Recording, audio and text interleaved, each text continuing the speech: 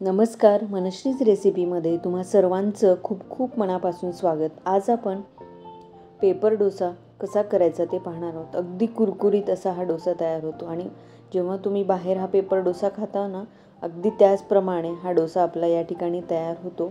तरी हा असा पेपर डोसा आपण घरच्या घरी कसा करू शकतो ते आज पाहूयात. यासाठी मी एक खास पदार्थ यामध्ये घातलेला आहे, ज्यामुळे हा डोसा अगदी कुरकुरीत असा तयार झाला.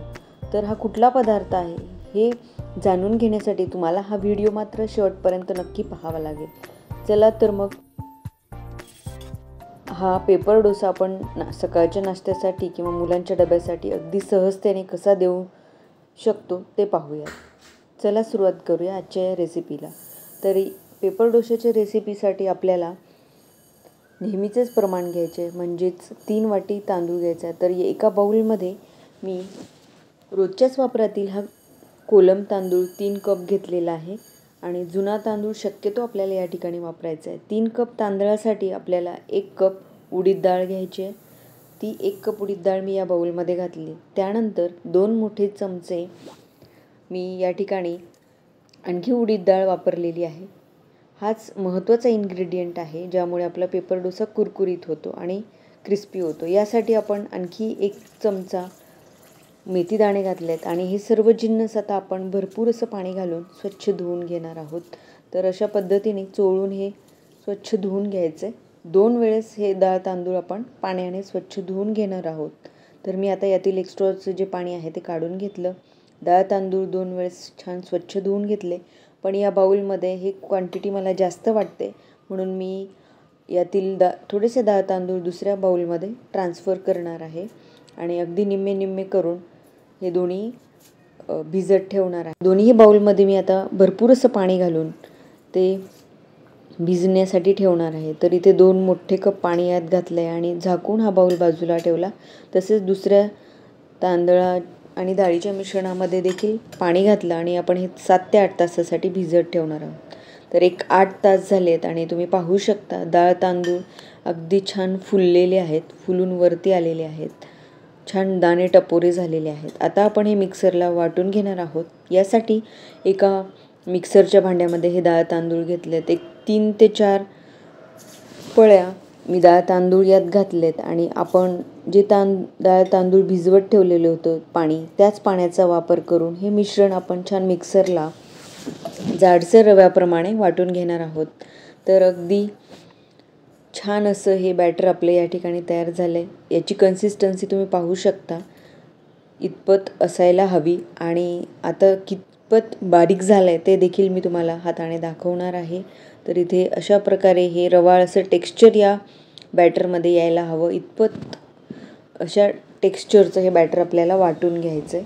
आणि मी एका मोठ्या भांड्यामध्ये हे डाळ तांदूळ वाटून घेतलेले आहेत. आता आपण दुसरा बाउल जो भिजवत ठेवला होता डाळ तांदळाचा, तो देखील काढला आणि त्यातील डाळ तांदूळ घेऊन ते देखील अशाच पद्धतीने छान रवाळ असे मिक्सरला फिरवून वाटून घेणार आहोत. तर इथे मी डाळ तांदूळ वाटून घेतलेत. एक बॅच मी तुम्हाला या ठिकाणी दाखवत आहे, त्याची देखील कन्सिस्टन्सी अशाच पद्धतीची असायला हवी. आणि संपूर्ण डाळ तांदूळ आपले या ठिकाणी वाटून झालेले आहेत. तर इथे हे जे स्टीलचं भांडं वापरलेलं आहे, यामुळे यामध्ये उष्णता छान राहते, म्हणून शक्यतो स्टीलच्या भांड्यामध्येच असं बॅटर आपण काढून घ्यायचं. आणि हाताची उष्णता या बॅटरला मिळावी म्हणून ते अशा पद्धतीने एक 5 ते 7 मिनटं सतत गोल असं फिरवत, एकाच डिरेक्शनमध्ये फिरवत फेटून घ्यायचं आहे. आणि अशा पद्धतीने कुठेही गाठी न राहता एकसारखं मिक्स व्हावं यासाठी आपण हे छान फेटून घेतो आहे. तरी ते पाहू शकता, एक 7 मिनटासाठी हे मिश्रण छान फेटून घेतलं आणि आता हे आपण एक 15 ते 16 तासासाठी उबदार जागेत वरतून झाकून बाजूला ठेवलेलं आहे. तर अगदी बरोबर 15 तासांनी बॅटर छान फुलून आलं आहे.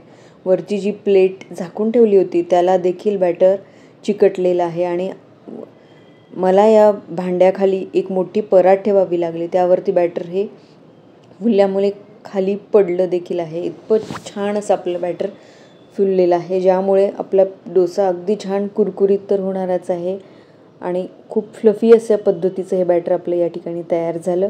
ते आता मी एका बाउलमध्ये काढून घेतलेलं आहे.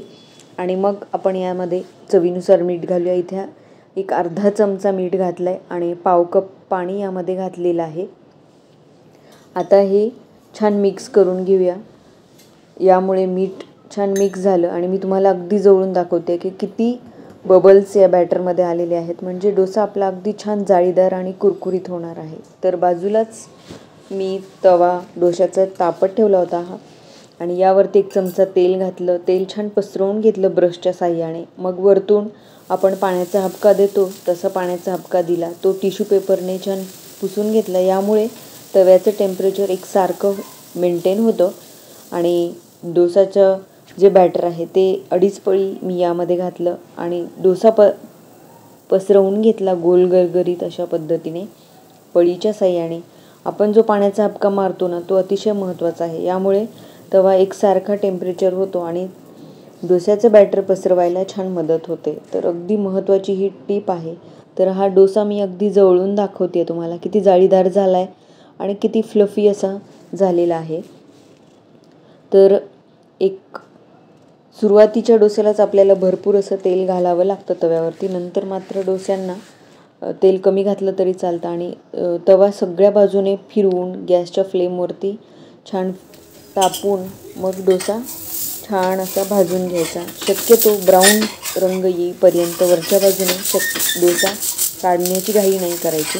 एकदा ब्राऊन रंग आला की त्याच्या कडा आपोआप बाजूला होतात म्हणजे तव्यापासून आणि डोसा निघायला अगदी सहजतेने निघतोच आणि अगदी चटकन देखील निघतो. अजिबात चिटकत नाही. तुम्ही इथे पाहू शकता अगदी छान असं टेक्स्चर या डोशाला आलेलं आहे आणि अगदी क्रिस्पी असा हा आपला डोसा तयार झाला. तर आजची आपली ही पेपर डोस्याची रेसिपी तुम्हाला कशी वाटली ते कमेंट बॉक्समध्ये नक्की सांगा. तुम्ही इथे पाहू शकता अगदी क्रिस्पी असं टेक्स्चर याला वरतून आलेलं आहे.